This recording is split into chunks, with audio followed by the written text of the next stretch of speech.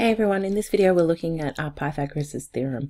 So by the end of this video you should be able to calculate the unknown sides of right angle triangles using Pythagoras' theorem. And there's a couple of steps involved in that, so you should be able to define and label what the hypotenuse is and identify it. Recall the theorem.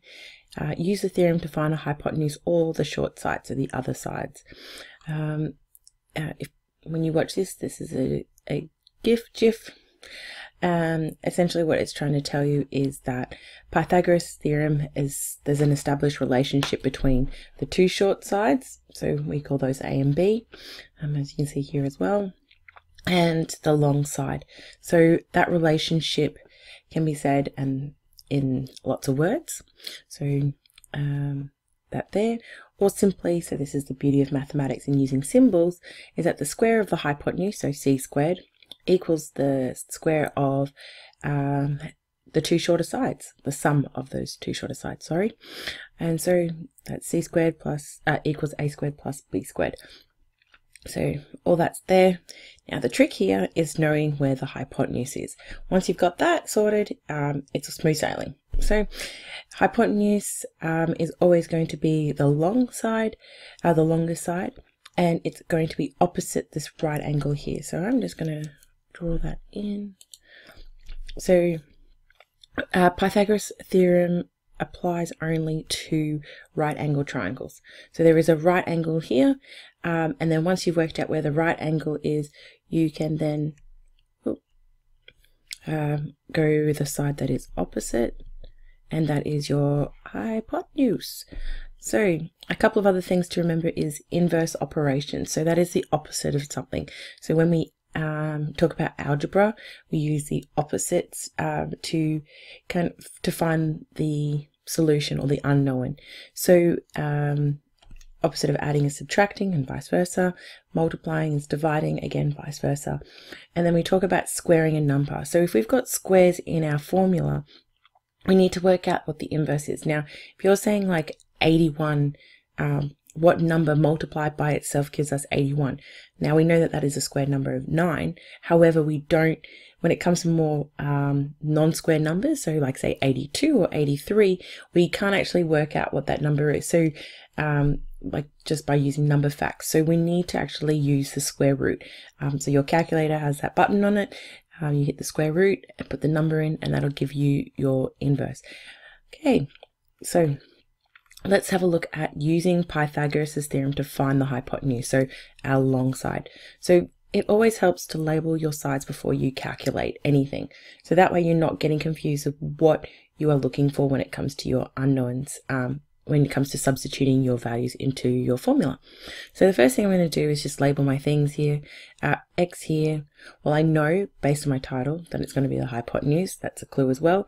But also there's my right angle, and I'm going to go opposite that. So this is C, and therefore these are going to be A and B. Now it doesn't matter because it's commutative. So adding, it does not matter what order you have them. So I'm just going to call this A, and this one here B. So what I do then is I label my sides. So I'm just going to write that down. First thing I'm going to do is label sides, making sure that C equals the hypotenuse. And then the second one is going to be write formula. Third, substitute. Fourth, work towards your answer or your solution. Okay, so let's write our formula. So c squared equals a squared plus b squared. Now I'm going to substitute in. Now I don't know what c is, so I'm going to use my x squared. A I've assigned as 8 squared plus 5 squared. Then I'm going to, now there's lots of different ways to do this, but I am going to use the shortest method because I'm lazy. So we know that we need to get x on its own. At the moment this is saying 8 squared plus 25 squared equals x squared. we know that we're going to have to square root this and we're going to have to square root this. So we need to do that at some point. I like to put it in now. And the reason why is because my calculator is going to do all the heavy lifting for me. I'm just writing the formulas and my substitution. So I've done this part here. I've done my substitute. I'm now working towards my answer. So by having x, I'm going to leave that there. And then I'm going to put this into my calculator. Okay, so here's my calculator. I'm going to hit the square root button. Now, you could actually do this as like 8 squared plus 5 squared, and then add 64 and 25 together, and then find the square root of that number. But what you can do to save yourself a lot of time, and also, especially when you're starting to deal with decimals and things like that, it allows you not to have to make constant rounding. So the more times that you round throughout your process, the more likely you're going to have an error. So what we can do here is we're going to go 8 squared plus 5 squared. And notice how it's all underneath my Radican here. So if you've got a different model of calculator, putting brackets around your what's underneath the brackets will help. That way your calculator will do that first and then it'll square root, because that's kind of like the other part of orders of operation. But Casio's amazingly can do all of that for you. So I put that in. It's going to give me 9.433. So whoop, my calculator is going to disappear. Sorry about that. It's just 433. Yep. Sorry.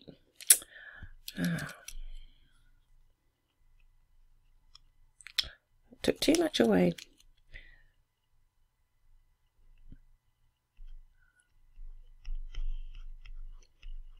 Okay, and now generally a question will actually ask you to the nearest decimal place or nearest whole number. Please read the question carefully.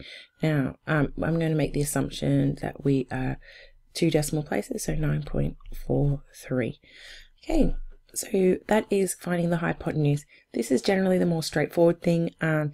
If you're looking at kind of fluency questions, this would be one of those ones that kind of come up in your C level, whereas this one is a bit more, depending on what you are dealing with, you might be awarded more marks. But generally, these guys are both like C level fluency things, but this one here is generally when most students get unstuck, because it's rearranging the equation or working backwards. Okay, so we're going to use Pythagoras' theorem to find the short sides. It's still the same concept. Let's label our sides before we calculate. Many of the questions will have triangles in nice little arrangements for you. Sometimes you might get a triangle like this. Oops. And it's not necessarily the easiest way to kind of find where the hypotenuse is. The best way to get around that is by practicing. Okay, so anyway, what we're going to do is have a look at my triangle, identify my right angle. I've located it. I'm going to go across. There's my C. I'm going to call this B and this one A. Okay, and so it doesn't matter. However, I know that some people prefer to have the A as the unknown, and I'll explain why when I get to showing the calculations. So it's still the same concept as before. We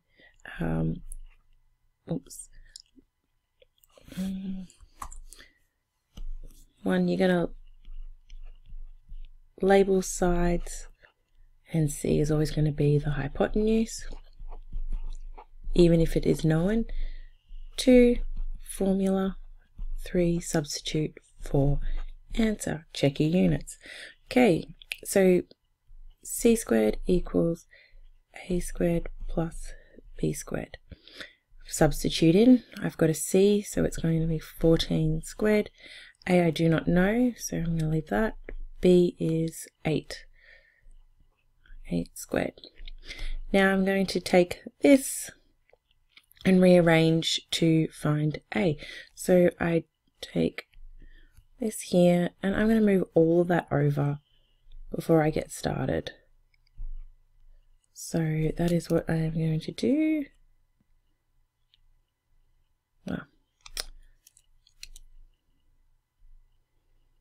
So using my star bridge or algebra, so I can have, what I'm going to have here is 14 squared minus 8 squared equals a squared.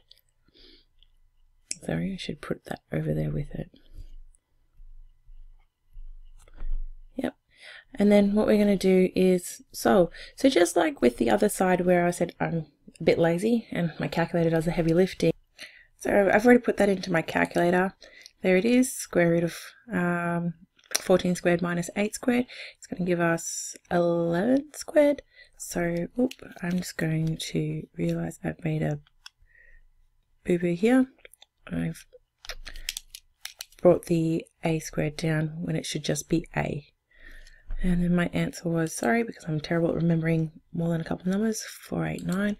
So that's 11.489. I'm going to round to 2 decimal places because that's what I did with the last one. And a equals 11.550 centimeters. Sorry, I didn't give myself enough space there. You would. Okay, so that is how we solve for the short side. I'm just looking at the time. Have a go up, say, doing that one there. So it's been assigned B, but you can call it whatever you want. That's the beauty about variables. And yeah, use your FSA. Then, just so you know, it links to these textbook questions in your MathsQuest book. Cool. Thanks, guys.